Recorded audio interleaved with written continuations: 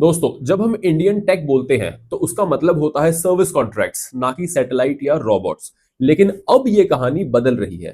जो देश पहले कोडर्स एक्सपोर्ट करता था, अब वही देश ऐसी मशीन्स बना रहा है जो सोच सकती हैं, उड़ सकती हैं और ऑर्बिट तक जा सकती हैं। और इस चेंज के पीछे तीन मेजर फोर्सेस काम कर रही हैं। एक, सरकार का पुश टुवर्ड्स सेल्फ रिलायंस। दूसरा, डिफेंस बजट का स्ट्रॉन्ग ग्रोथ। और तीसरा, एक नई जनरेशन ऑफ इंजीनियर्स जो अब कोडिंग से ज्यादा सर्किट्स और हार्डवेयर पे काम करना पसंद करती है। दोस्तों, लॉन्ग टर्म इन्वेस्टर्स के लिए ये एक साइलेंट ट्रांसफॉर्मेशन का स्टार्टिंग पॉइंट हो सकता है। That is from services to systems, from contracts to creation. तो चलो अब देखते हैं ऐसी 5 कंपनीज जो इस शिफ्ट का हिस्सा बन चुकी हैं। सबसे पहले नंबर पे आती है Hindustan aeronautics limited, HAL. HAL उन पुरानी कंपनीज में से है जो डेकेड से देश की डिफेंस बैकबोन बनी हुई है। ये इंडिया की मिलिट्री एयरक्राफ्ट्स और हेलीकॉप्टर्स डिजाइन करता है, बनाता है और उनकी मेंटेनेंस करता है। इंडियन एयरफोर्स या नेवी को जब भी कोई नया हेलीकॉप्टर चाहिए होता है तो नाम आता है एचएएल का। अब इसका डीप टेक एंगल देख लेते हैं।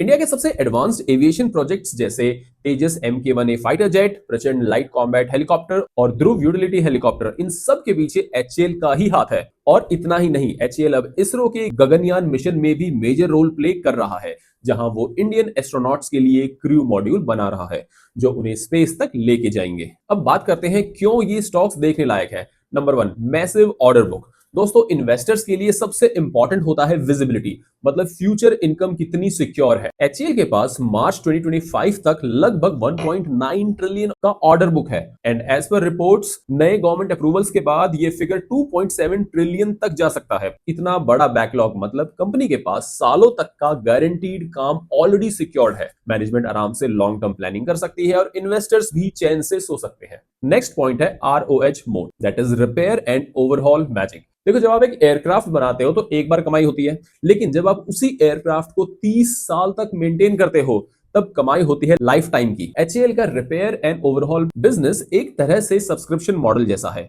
हर एयरक्राफ्ट जो एचएएल ने बनाया उसका रेगुलर सर्विस भी एचएएल ही करेगा। इसका मतलब predictable high margin income for decades. अब जब आप कंबाइन करते हो एचएएल के स्टेबल ROH बिजनेस को और इंडिया के fast growing defence modernisation plans को, तो मिलता है एक रेयर कॉम्बिनेशन, एक ऐसी गवर्नमेंट कंपनी जो एक्चुअल में लॉन्ग टर्म में वैल्यू कंपाउंड करती है। तो अगर आप डिपेंडेबल और सस्टेनेबल ग्रोथ स्टॉक ढूंढ रहे हैं तो एचएएल को अपनी वॉच लिस्ट में जरूर डाल लीजिए। दोस्तों, दूसरे नंबर पर आता है data patterns India limited, defence और स्पेस का ब्रेन। दोस्तों, ये कंपनी थोड़ी अलग लीग में खेलती है। डेटा पैटर्न डिफेंस और एरोस्पेस सेक्टर के लिए high reliability electronic systems design और मैन्युफैक्चर करती है। लेकिन सबसे इंटरेस्टिंग बात यह है कि ये सिर्फ पार्ट सप्लाई नहीं करती, पूरा सिस्टम खुद डिजाइन करती है, खुद मैन्युफैक्चर करती है, एकदम एंड टू एंड। चलिए इसका डीप टेक एंगल देख लेते हैं। इसके प्रोडक्ट्स इंडिया के डिफेंस और स्पेस प्रोग्राम्स का इलेक्ट्रॉनिक कोर बन चुके हैं।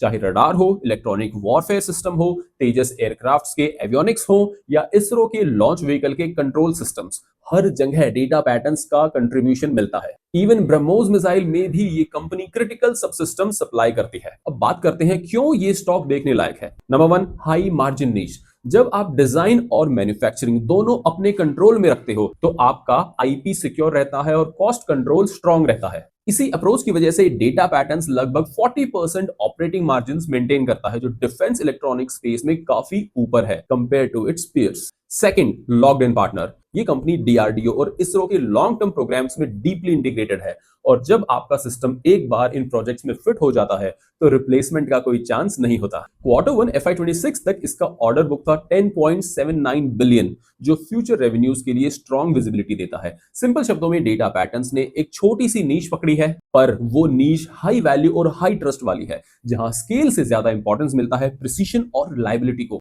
तो अगर आपको डिफेंस सेक्टर में एक फोकस्ड और हाई मार्जिन प्ले चाहिए तो डेटा पैटर्न एक सॉलिड नेम है आपकी वॉच लिस्ट के लिए। दोस्तों, इसके बाद बात करते हैं idea forge technology, Indian defence drones का अर्ली लीडर। दोस्तों, ये कंपनी इंडिया के ड्रोन रेवोल्यूशन के फ्रंट सीट पर बैठी हुई है। आइडिया फोर्ज सर्वेलेंस, मैपिंग और सिक्योरिटी यूज के लिए अनमैन्ड एरियल व्हीकल्स यानी UAVs डिजाइन और मैन्युफैक्चर करती है। ये कंज्यूमर ड्रोन्स नहीं बल्कि प्रोफेशनल ग्रेड ड्रोन्स हैं जो मेनली डिफेंस और लॉ एनफोर्समेंट एजेंसीज यूज करती हैं। आइए इसका डीप टेक एंगल समझते हैं। इनके ड्रोन्स मिशन क्रिटिकल यूज के लिए बनाए गए हैं, मतलब एक्सट्रीम टेरेन में भी रिलायबल परफॉर्मेंस देने के लिए। सबसे बड़ी बात, आइडिया फोर्ज अपना फ्लाइट कंट्रोल सॉफ्टवेयर और ऑटो पायलट सिस्टम खुद डेवलप करता है। ये ही उनका कोर इंटेलेक्चुअल प्रॉपर्टी है जो उन्हें बाकी ड्रोन मेकर से अलग बनाता है। अब समझते हैं क्यों ये स्टॉक देखने लायक है। Number 1, strong defence and security presence. Idea forge Indian army और कई स्टेट पुलिस फोर्सेस को सर्विलेंस ड्रोन सप्लाई करता है, और जैसे जैसे डिफेंस बजट बढ़ रहे हैं और बॉर्डर प्लस इंटरनल सिक्योरिटी पे फोकस बढ़ रहा है, ये एग्जिस्टिंग रिलेशनशिप्स उन्हें और ज्यादा फॉलो अप ऑर्डर्स दिलाने में मदद करेगी। Second point, pure drone exposure. देखिए, बाकी डिफेंस प्लेयर्स जहां डाइवर्सिफाइड हैं, आइडिया फोर्ज एक प्योर प्ले ड्रोन कंपनी है जो directly Indian drone manufacturing story से लिंक्ड है। Q1 FY26 तक इसका ऑर्डर बुक था 1.45 बिलियन, जो स्टेडी डिमांड दिखाता है उनके कोर सेगमेंट में। देखिए दोस्तों, ये इंडस्ट्री अभी अर्ली स्टेज में है पर ग्रोथ पोटेंशियल ह्यूज है। आइडिया फोर्ज के पास दोनों चीजें हैं, technical edge and trusted customer base, defence और लॉ एनफोर्समेंट एजेंसीज के रूप में। सो अगर आप इंडिया के ड्रोन इकोसिस्टम में पार्टिसिपेट करना चाहते हो तो आइडिया फोर्ज एक फर्स्ट मूवर एडवांटेज के साथ एक प्रॉमिसिंग बेट है। दोस्तों, चौथे नंबर पे आती है एबीबी इंडिया, मैन्युफैक्चरिंग रेवोल्यूशन का कोर और ऑटोमेशन का किंग। दोस्तों, जब हम मॉडर्न मैन्युफैक्चरिंग की बात करते हैं तो एबीबी इंडिया उसके बीच में खड़ा है, एक सॉलिड बैकबोन की तरह।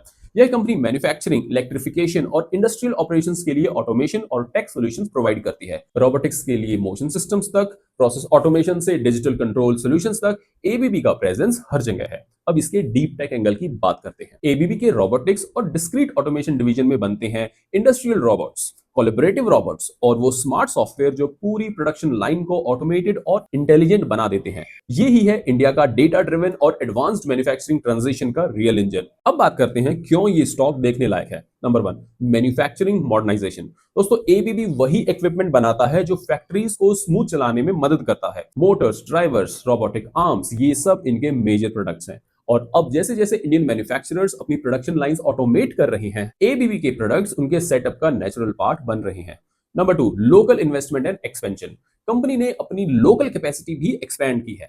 रिसेंटली बेंगलुरु प्लांट में वेरिएबल स्पीड ड्राइवर्स का प्रोडक्शन 25% तक बढ़ गया है। इनका मोटिव सिंपल है, make in India for India. दोस्तों, इससे डिलीवरी टाइम शॉर्ट होता है और इंडियन कस्टमर्स के लिए एफिशिएंसी बढ़ जाती है। ओवरऑल देखा जाए तो इंडियन मैन्युफैक्चरर्स कॉस्ट कट और क्वालिटी इंप्रूव करने के लिए ऑटोमेशन में इन्वेस्ट कर रहे हैं और एबीबी उस वेव के सेंटर में है। कंपनी का बेंगलुरु एक्सपेंशन भी एक क्लियर सिग्नल है, एक कॉन्फिडेंस है इंडिया के मार्केट में और उसकी स्ट्रॉन्ग डिमांड में। और अगर आपको एक प्रैक्टिकल प्ले चाहिए इंडिया के ऑटोमेशन और स्मार्ट मैन्युफैक्चरिंग बूम में, तो एबीबी इंडिया एक मस्ट वॉच स्टॉक है। दोस्तों, अब बात करते हैं एक ऐसी कंपनी की जो मशीन्स नहीं बल्कि उनके अंदर चलने वाला दिमाग बनाती है, टाटा एलेक्सी। ये कंपनी अपनी मेजर इनकम कमाती है उन सॉफ्टवेयर से जो व्हीकल्स, मेडिकल डिवाइसेस और कनेक्टेड गैजेट्स के अंदर चल रहे होते हैं। इसकी स्ट्रेंथ है एम्बेडेड सिस्टम्स और एआई के रियल वर्ल्ड एप्लीकेशंस में उनका डीप एक्सपीरियंस। चलिए इसके डीप टेक एंगल की बात करते हैं। टाटा एलेक्सी बनाता है एडास यानी एडवांस्ड ड्राइवर असिस्टेंस सिस्टम और अपना खुद का ऑटोनोमस ड्राइविंग प्लेटफॉर्म ऑटोनोमाई, जो फ्यूचर इलेक्ट्रिक और सेल्फ ड्राइविंग व्हीकल्स के लिए बैकबोन बन रहा है। कंपनी सेमीकंडक्टर और हार्डवेयर पार्टनर्स के साथ मिलकर एआई बेस्ड मोबिलिटी और ऑटोमेशन सॉल्यूशंस डेवलप कर रही है। अब समझते हैं क्यों ये स्टॉक देखने लायक है। Number 1, domain expertise. Tata Elxsi के इंजीनियर्स डायरेक्टली काम कर रहे हैं ग्लोबल कार मेकर्स के R&D टीम्स के साथ। उनका फोकस है ऑटोनोमस सॉफ्टवेयर, जहां सेफ्टी, परफॉर्मेंस और कनेक्टिविटी सब कुछ कोड पे डिपेंड करे। यानी व्हीकल जितने स्मार्ट बन रहे हैं, टाटा एलेक्सी भी उतना ही इंपॉर्टेंट बनता जा रहा है। Next, software defined vehicle trend. Future cars mechanical नहीं डिजिटल होती जा रही हैं और टाटा एलेक्सी इसी शिफ्ट के सेंटर में है, इलेक्ट्रिक व्हीकल्स और ऑटोनोमस सिस्टम्स के लिए सॉफ्टवेयर प्लेटफॉर्म्स बनाकर। इनफाइनियन और सिनॉप्सिस जैसे ग्लोबल पार्टनर्स के साथ कोलैबोरेशंस उनकी क्रेडिबिलिटी और रोल दोनों को स्ट्रॉन्ग बनाता है।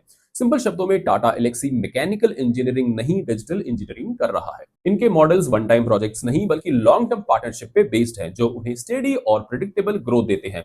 तो अगर आपको लगता है मोबिलिटी का फ्यूचर सॉफ्टवेयर ड्रिवन है, तो टाटा एलेक्सी एक मस्ट वॉच स्टॉक है। So should you consider India के डीप टेक स्टॉक्स? दोस्तों, अब ये सवाल उठता है कि क्या आपको इंडिया के डीप टेक स्टॉक्स में इन्वेस्ट करना चाहिए। देखिए, इंडिया का टेक लैंडस्केप अभी बदल रहा है। अब बात सिर्फ सॉफ्टवेयर एक्सपोर्ट्स या आईटी सर्विसेज तक लिमिटेड नहीं है। HCL, data patterns, idea forge, ABB India और टाटा एलेक्सी ये सब मिलकर एक नई स्टोरी लिख रहे हैं, हार्डवेयर, ऑटोमेशन और स्पेस टेक की स्टोरी।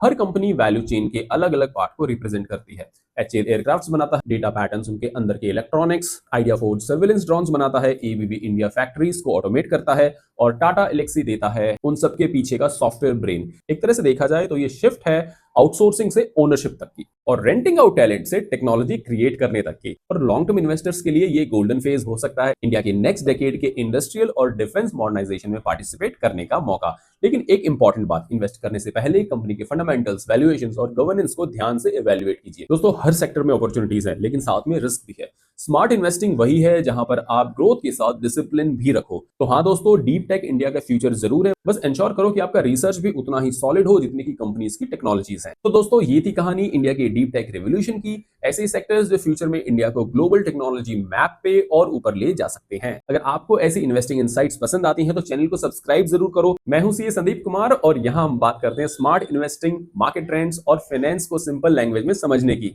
मिलते हैं नेक्स्ट वीडियो में, तब तक invest smartly, stay curious and keep learning. जय हिंद।